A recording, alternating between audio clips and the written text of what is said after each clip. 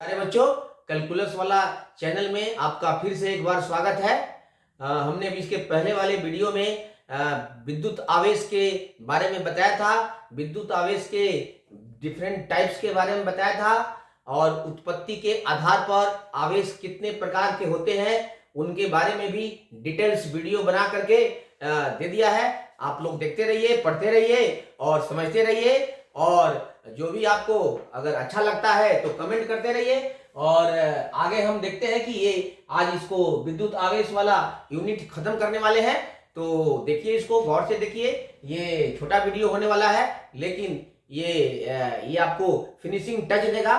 तो आगे हम देखते हैं। पहले एक दो क्वेश्चन न्यूमेरिकल करते हैं जो क्वांटाइजेशन ऑफ आवेश पर आधारित है। फिर हम देखते हैं कि आवेश के कौन कौन से इंपॉर्टेंट कैरेक्टरिस्टिक प्रॉपर्टीज है जो काफी आगे आने वाले चैप्टर्स में काफी सहयोग करेंगे, हेल्प करेंगे। और ध्यान में रखिएगा। तो यहाँ पर देखिए, सबसे पहले एक दो एग्जांपल लेते हैं न्यूमेरिकल। बिकॉज न्यूमेरिकल करना फिजिक्स में, केमिस्ट्री में न्यूमेरिकल करना तालाब में जाकर तैरने जैसा होता है। अगर कोई आदमी जाकर के तालाब में तैर लेता है तो कहीं भी जाइएगा तो नहीं डूबिएगा, है कि नहीं। लेकिन अगर सिर्फ थ्योरी में सीख लीजिएगा कि कैसे तैरा जाता है और जाकर के प्रैक्टिस नहीं करिएगा तो जाकर के किसी तालाब में जाकर नहाइएगा तो एकदम निश्चित रूप से डूब जाइएगा, जबकि आप जानते हैं कि कैसे तैरा जाता है फिर भी डूब जाइएगा। ठीक उसी तरह है फिजिक्स और केमिस्ट्री में। ये थ्योरी जानने के बावजूद भी आपको प्रैक्टिस करना बहुत जरूरी है। जब तक प्रैक्टिस नहीं करिएगा तब तक यह संभव नहीं है। इसलिए हम यहाँ पर हमेशा हर चैप्टर के एंड में, चैप्टर के बीच में भी न्यूमेरिकल का प्रैक्टिस कराते रहते हैं। और जैसे देखिए यहाँ पहला एग्जाम्पल नंबर 1 आज का। यदि किसी आवेशित चालक पर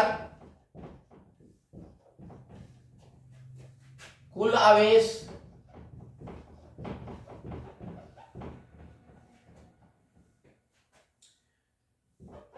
4.8 इंटू 10⁻³ कूलाम है, तो चालक द्वारा त्यक्त माने निकाल दिए गए, दूसरे को दे दिए गए त्यक्त इलेक्ट्रॉनों की संख्या ज्ञात करें। इलेक्ट्रॉनों की संख्या ज्ञात करें। देखो कितना आसान है ये। तो यहाँ पर नंबर ऑफ इलेक्ट्रॉन्स निकालना है।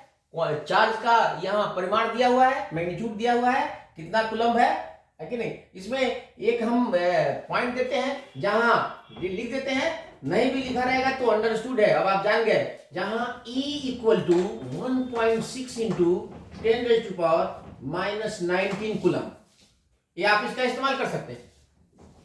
इसको याद कर लीजिए। नहीं भी कहा जाए तो ये अंडरस्टूड होना चाहिए कि एक इलेक्ट्रॉन का चार्ज मैग्नीट्यूड में, वैसे तो नेगेटिव होता है लेकिन हम यहाँ मैग्नीट्यूड सिर्फ लिख रहे हैं क्योंकि हमें नंबर ऑफ इलेक्ट्रॉन चाहिए। 1.6 इंटू 10⁻⁻19 कूलम्ब चार्ज होता है। तो ये क्वांटाइजेशन ऑफ आवेश के क्वांटीकरण के सिद्धांत पर आधारित है, Q = mE।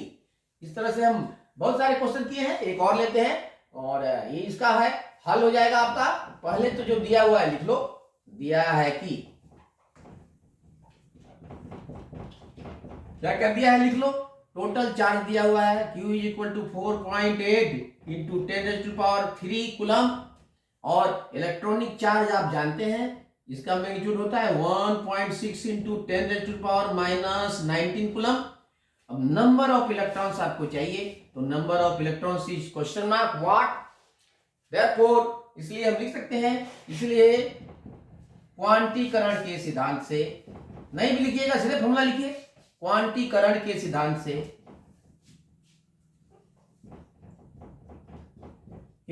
से या नियम से, सिद्धांत से हम सब जानते हैं Q = ne। इसलिए ne हम यहाँ n का वैल्यू निकाल सकते हैं। n = Q/E। अब Q और E का वैल्यू डाल दो, आंसर आ जाएगा 4.8 इंटू 10⁻³ डिवाइडेड बाई 1.6 इंटू 10⁻⁻19। अब देखो ये 16 से कट जाएगा, ये 3 से कटेगा, तो ये 3 इंटू 10⁻³ और यहाँ 10⁻⁻19 है, इसको ऊपर ले जाइएगा तो यहाँ पावर जो है पॉजिटिव जाता है, तो ये 19 हो जाएगा। अब 10 का पावर इसमें भी 3 है और इसमें 19 है, ऐड कर देंगे तो 3 इंटू 10⁻22 ये रहा आपका नंबर ऑफ इलेक्ट्रॉन्स लॉस्ट। तो ये रहा आपका आंसर। इस तरह से ये Q equal to NE quantization of charge का जो फॉर्मूला है, एक्सप्रेशन है, नियम है, उसका इस्तेमाल करना बहुत ही आसान है। अब इसी का हम दूसरे तरह से क्वेश्चन लेते हैं।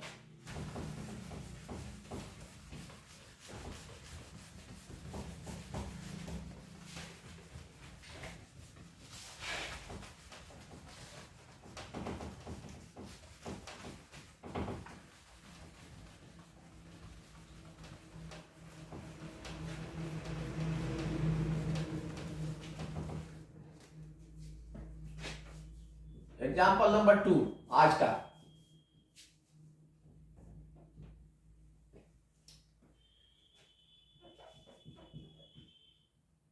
यदि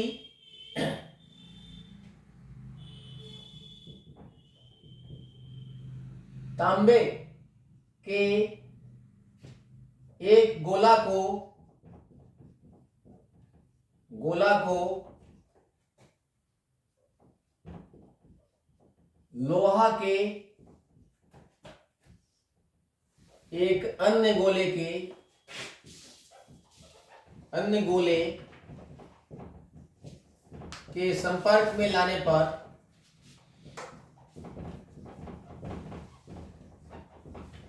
पर तांबे से लोहा में, लोहा का मतलब आयरन कहें तो ज्यादा समझ में आएगा, और तांबा कहें तो कॉपर।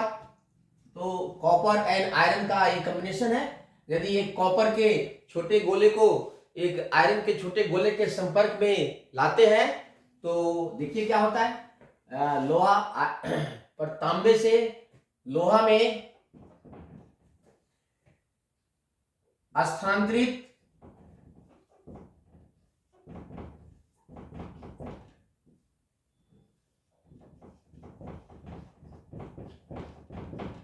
इलेक्ट्रॉनों की संख्या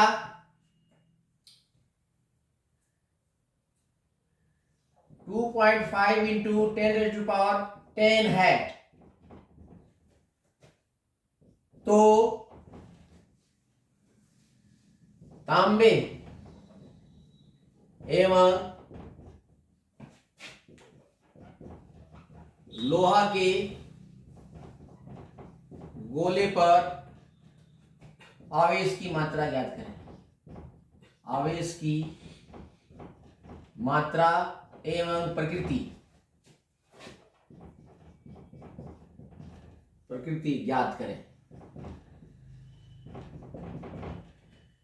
ठीक है, दिया हुआ है कि E equal to 1.6 into 10⁻⁻19 coulomb. यहां मैं दे देता हूं आपके रेफरेंस के लिए, लेकिन एग्जाम में कोई जरूरी नहीं है कि ये दिया रहे, ये आपको याद होना चाहिए। ठीक है, एक इलेक्ट्रॉन पर, क्योंकि वेरी पॉपुलर है electronic charge 1.6 into 10⁻⁻19 coulomb.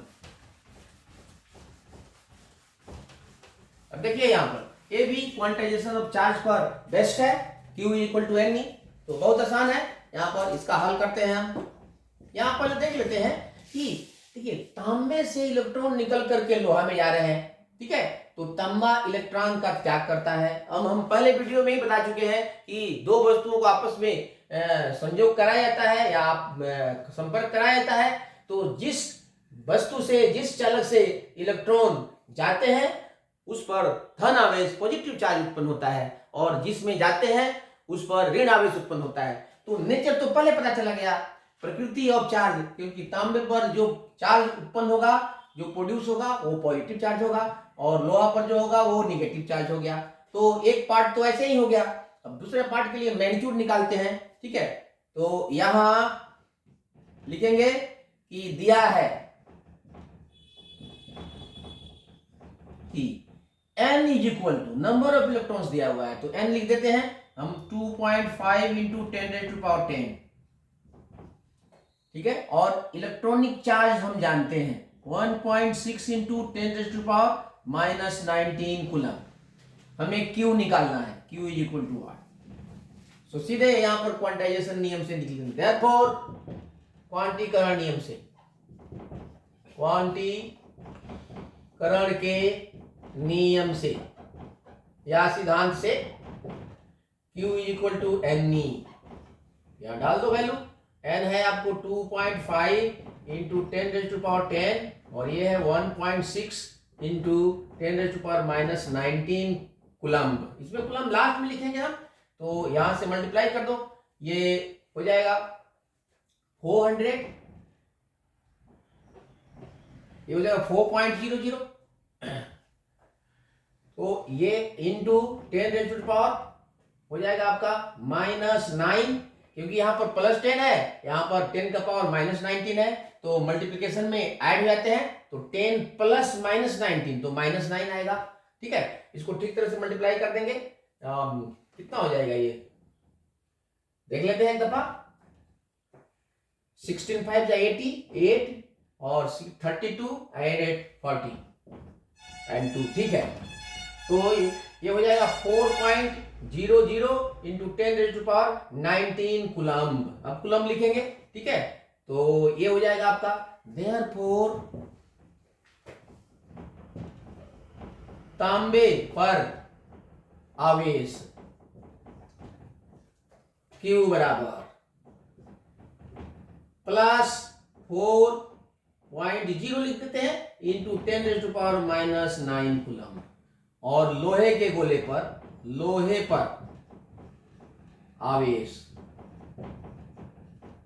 Q बराबर, ये माइनस होगा क्योंकि लोहा में इलेक्ट्रॉन जाते हैं, वो इतना ही होगा इंटू 10⁻⁻9 कुलम्ब। इस तरह से हम आवेश की मात्रा भी निकाल सकते हैं, आवेश की प्रकृति भी निकाल सकते हैं, है कि नहीं। तो दो तरह के क्वेश्चन इसमें पूछे जाते हैं, एक तो कि एक चालक से दूसरे चालक में कितने इलेक्ट्रॉन का ट्रांसफर हुआ है, और एक है कि अगर नंबर ऑफ इलेक्ट्रॉन्स पहले से पता है कितना ट्रांसफर है तो अमाउंट ऑफ चार्ज निकाल सकते हैं। अब हम देखते हैं कि आवेश के कौन कौन से मुख्य प्रमुख इंपॉर्टेंट कैरेक्टरिस्टिक्स या प्रॉपर्टीज हैं।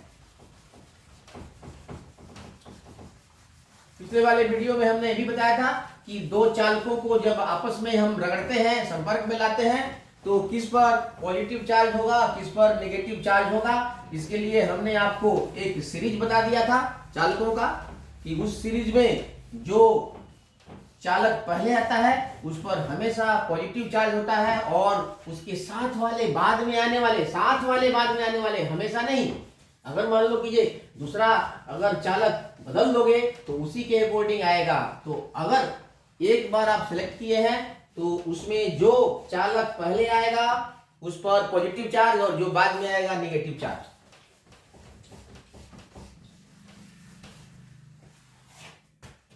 अब नेक्स्ट टाइम ये फिनिश करने वाला पॉइंट लिखाते हैं हम। यहां पर देखिए कि आवेश के, विद्युत आवेश के, वैद्युत आवेश के प्रमुख गुण।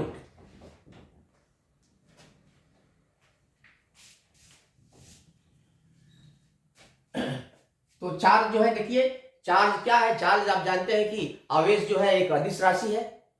आवेश एक अदिश भौतिक राशि है, इसमें कोई दिशा नहीं होता है। इसका फ्लो तो होता है, जब हम इस पर पोटेंशियल आगे पढ़ेंगे करंट इलेक्ट्रिसिटी में या इलेक्ट्रोस्टैटिक में, जब किसी आवेशित वस्तु पर पोटेंशियल डिफरेंस आरोपित करते हैं, लगाते हैं, या इलेक्ट्रिक फील्ड लगाते हैं, तब उसमें डायरेक्शन ऑफ मोशन आता है। लेकिन यहां पर हम स्टैटिक चार्ज की बात कर रहे हैं कि जो चार्ज स्थिर होता है, क्योंकि इलेक्ट्रोस्टैट के अंदर ही आता है। इलेक्ट्रोस्टैट का नाम ही है कि स्थिर वैद्युत आवेश।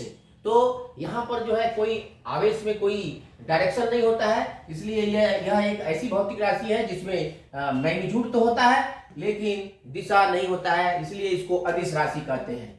तो सबसे पहले देख लेते हैं कि आवेश के कौन कौन से गुण है। विद्युत आवेश के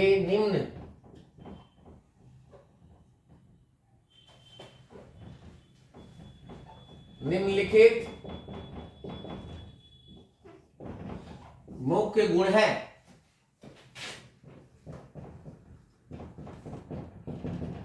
फर्स्ट में हो जाएगा कि आवेश बहुत सिंपल है, आवेश एक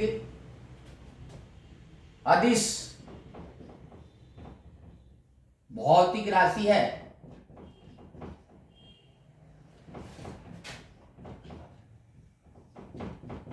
अदिश का मतलब scalar, charge is a scalar quantity, charge में कोई डायरेक्शन नहीं होता। दूसरा प्रमुख गुण होगा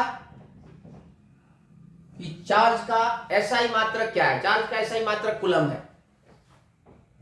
आवेश का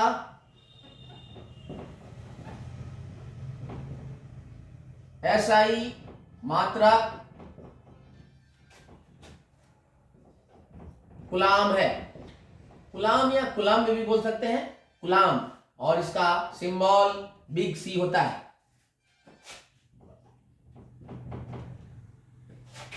तीसरा इसका प्रॉपर्टी हो जाएगा कि आवेश की विमा एटी होती है। आवेश की विमा, विमा मीन्स डायमेंशन, विमा यानी dimension eighty, big a big T होता है। देखो ये बहुत आसान है कि आप जानते हैं, ये छोटे क्लास में फिजिक्स में पढ़े हैं कि करंट जो है, विद्युत धारा जो है, वह आवेश प्रवाह की दर है। मतलब आवेश बटा समय, आवेश by time, charge by time is equal to current. Current को आई से डिनोट करते हैं, तो ये Q बराबर कितना हो जाएगा इससे, Q is equal to I into T. विद्युत धारा का एसआई मात्रक एम्पियर है, हम सब जानते हैं, और टाइम का एसआई मात्रक क्या है, और सिंबल भी है, इसलिए इसका Q का, आवेश का डायमेंशनल फॉर्मूला AT है, Q is equal to AT। ठीक है, तो इसके बाद से फिर हम देखते हैं कि नेक्स्ट प्रॉपर्टी क्या है। आवेश संरक्षित होता है, संरक्षित होता है, यह संरक्षण के सिद्धांत का पालन करता है। तीसरा है कि आवेश योज्य नियम का पालन करता है, योज्य नियम का पालन करता है,